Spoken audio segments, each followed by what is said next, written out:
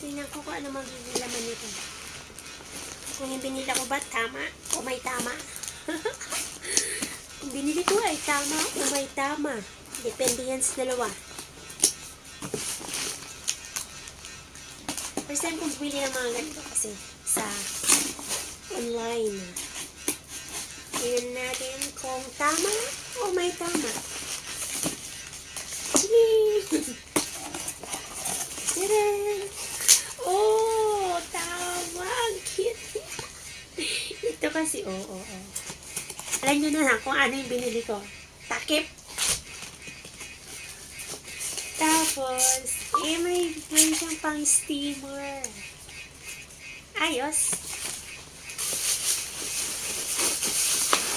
Tadaan! Rice cooker. Oh, diba? Ang cute niya. Ang cute niya. Sana nga at maging okay siya. Plastic lang. Plastic pala siya. Ay, hindi.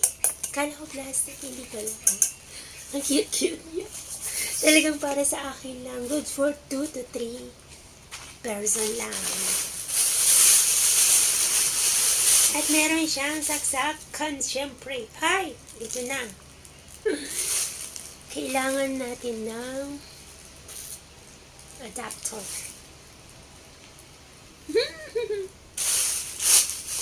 So, okay na. Ang cute niya. Tama yung nabili ko. Hindi siya tama. So, meron siyang pang steam. So, kung pwede na rin ako magluto ng aking ulam dyan. Pwede na rin ako mag-boil ng pagkain ko dito. Tapos, meron na rin siyang takip. O, diba ang cute? Akala ko nakakabili ako. Ang liit-liit niya.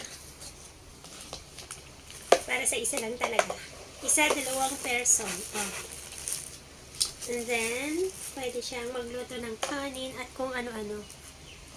Pwede siyang steam, warm, soup, hot pot. O, pwede siyang maging hot pot.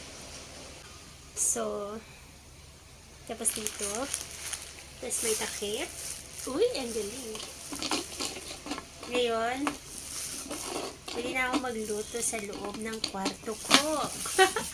Na hindi nila alam. May kanin na ako, may rice na ako. Kaso lang, plastic pala siya.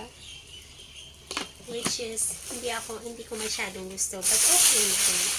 Malaking tulong na rin to sa akin.